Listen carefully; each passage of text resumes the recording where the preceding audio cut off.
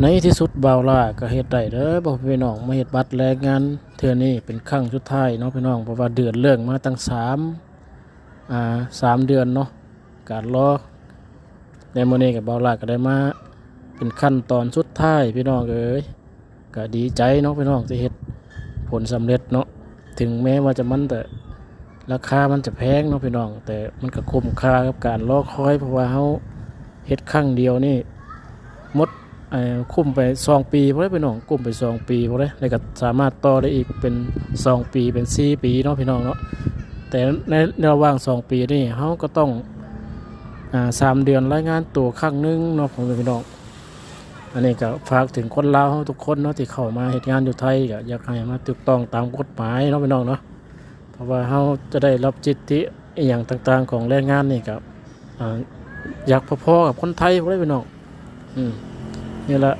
คุณสมบัติในการได้เฮ็ดบัตรแรงงานนี่ก็เพราะมันสะดวกสบายหลายอย่างพี่น้องคุ้มครองแรงงานก็ได้เนาะก่อนที่จะได้มันมาบัดนี้พี่น้องเฮาต้องผ่านอีหยังมากมายเลยพี่น้องเอ้ยสำหรับไผที่กำลังที่จะเดินเรื่องเฮ็ดนี่ก็ฝากถึงเนาะในบริษัทที่เบาล่าไปนี่ก็ก่อนเฮ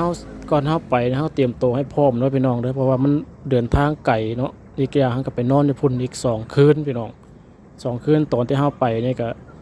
ตอนฮอดพุ่นก็ตอนเช้าประมาณตี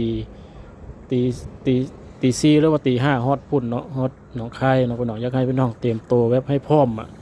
ให้แข็งแรงเข้าไว้เนาะพี่น้องเพราะว่ามันเมื่อยแฮงอะลีพี่น้องนั่งรถ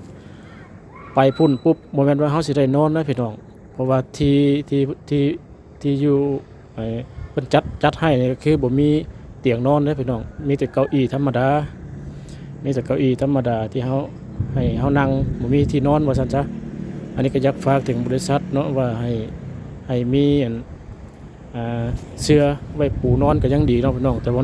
นมีโซฟาอยู่แต่มันบ่คู่กันพี่น้องแล้วก็โต๊ะตั้งนี่เฮาก็มีโต๊ะตั้งมีแต่ว่ามันบ่ได้นอนพี่น้องเอ้ยมันเพราะว่าเฮาต้องได้นั่ง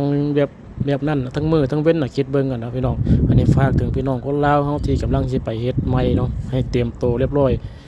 คันเจ้าไปนี่ให้ขึ้นทางรถทัวร์นี่ให้เจ้านอนเลยพี่น้องนอนเลยเพราะว่ามันไปฮอดปูนแล้วมันสิหาหม้องนอนยากลำบากพี่น้องขึ้นรถทัวร์มาปุ๊บนี่เจ้านอนเลยให้เจ้านอนเลยเพราะว่าเอาเหือแห้งไว้เนาะพี่น้องเนาะเพื่อเฮาไปพุ่นเนาะสิโอกาสเฮาได้นอนนิดหน่อยที่สุดพี่น้องเฮาต้องนั่งท่าว่าบ่มีหม้องนอนเนาะพี่น้องเข้าใจอันนี้หม้องที่ทรหดสุดๆก็คือเฮาไปต่อคิวนี่แหละพี่น้องต่อคิวรอท่า